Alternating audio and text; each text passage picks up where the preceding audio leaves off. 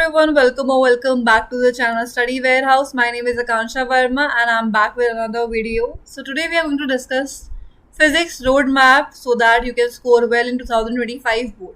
So first thing, you have to revise all the chapters completely and you can take help of your notes which you have made so far.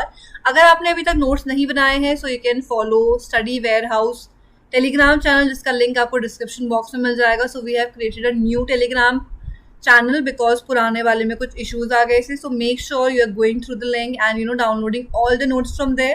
And वो notes आप copy कर रहे हो handwritten format में because you might be referring to a lot of things like NCERT, कोई reference book, maybe some past year papers and also our notes, right? और maybe आप किसी और की notes भी देख रहे होगे.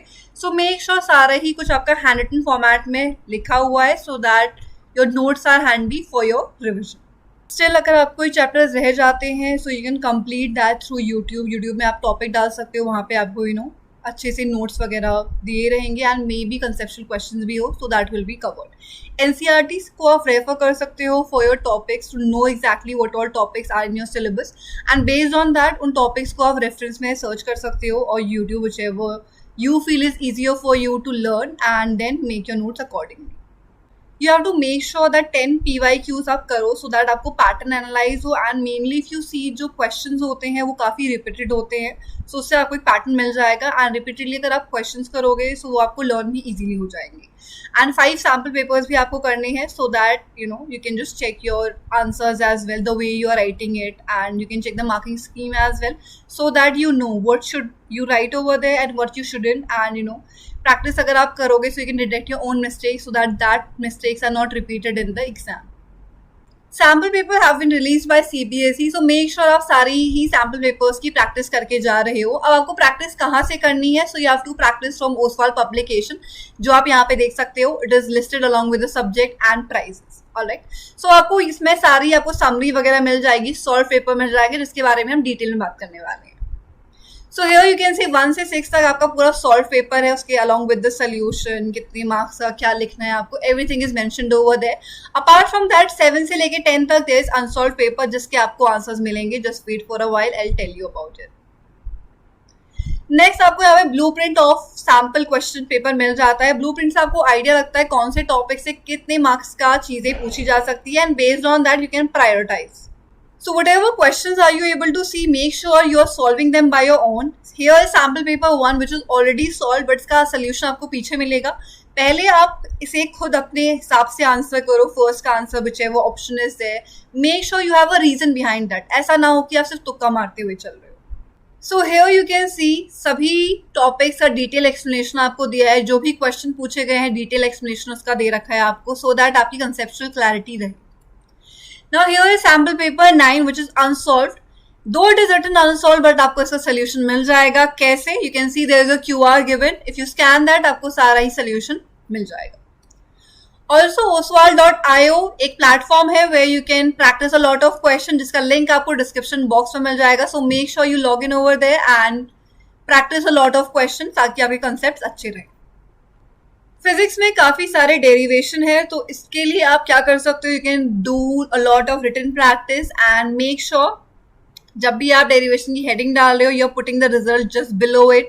डायग्राम जो भी है उसको आप मेंशन कर रहे हो अच्छे से. यूनिट्स वगैरह मेंशन करना बहुत इंपॉर्टेंट है so make sure you are doing that.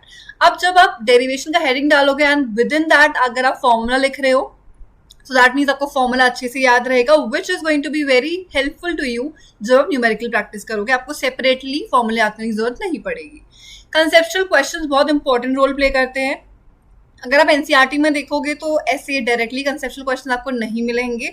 दो you can do the you can just go through NCERT book once but conceptual question के लिए यू कैन रेफर नूतन और एबीसी. ओके तो वहां पे आपको काफी सारे कंसेप्चुअल क्वेश्चंस मिल जाएंगे and conceptual question are not something जो आप रट के कर सकते हो. You have to go through the chapter very properly. Though derivation can be done through mugging up the things because उसमें स्टेप्स वगैरह होते हैं. Numerical requires formula so generally physics in 3 parts में डिवाइडेड है. मेक श्योर आप कोई भी skip नहीं कर रहे हो because you have enough time to complete all of it. So as discuss physics में आपके फॉर्मूलाज हैं सो डेरिवेशन के नीचे आप लिख सकते हो सो उससे आपका फॉर्मूले एंड डेरिवेशन लर्न हो जाएंगे साथ ही में. But you will have to learn and revise the formula because numerical के लिए फॉर्मूला आपको प्रॉपरली याद होने चाहिए. So what you can do is दो शीट्स में आप प्रॉपर फॉर्मूले सारे लिख सकते हो, so that can be used as a quick revision. All right, important chapters and topics की अगर हम बात करें, so there is a detailed video regarding that, so you can just find the link in description box below. Please check it out.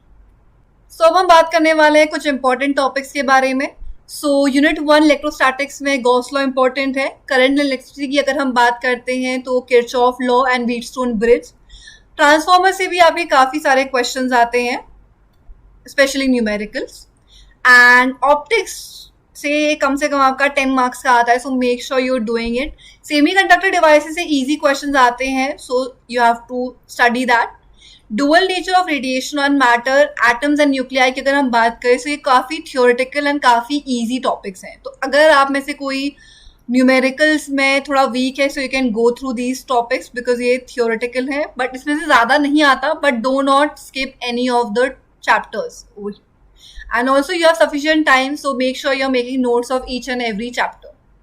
Now we're going to talk about how to complete your syllabus. So पहली चीज आपको to do list आपकी ready होनी चाहिए. For example, you're going to start from tomorrow. कल से आप physics start कर रहे हो, तो 6 से 7 आपका slot है कि आप क्या करोगे, electrostatics करोगे.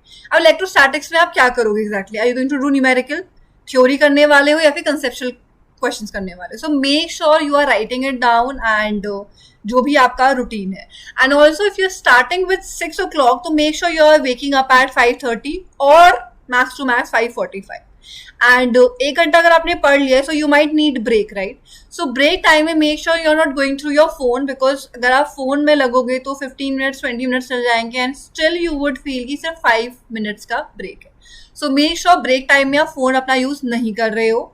Set targets, there should be a specific deadline for it. अगर आपको कंसेप्चुअल क्वेश्चंस करने हैं तो उसका ड्यूरेशन इतना रहना चाहिए एंड इतना कुछ कवर अप होना चाहिए. As I guided you, Nootan आप रेफर कर सकते हो, right. So you can just have a look कितने total questions and how much time और maybe how many days it is going to take for you to complete that. So make sure you are having your own deadline and you are completing that. Weekend में आप क्या कर सकते हो, weekend में you get enough time because Sunday को school नहीं होता है, तो you can just revise all the things that you have done. अब रिविजन में क्या काउंट हो सकता है, it can be of your theory, it can be of your numerical, it can be of your conceptual question और maybe some of all. Okay, so you can just add all the things together and then उसको आप क्या कर सकते हो, weekend में कर सकते हो, correct. So make sure you follow all the things that have been told in this video. I hope you liked the video. Please give it a thumbs up, share with your friends, subscribe to the channel, and I'll see you in the next video. Bye bye everyone.